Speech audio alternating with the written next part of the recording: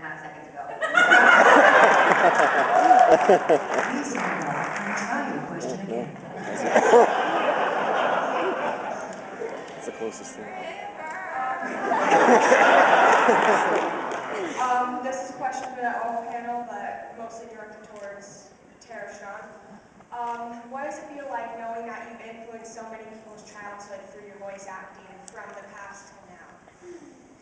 Well, I think we're so lucky, sorry, that we live in an age where we know that, because I started when I was 13 and we didn't know that people really responded.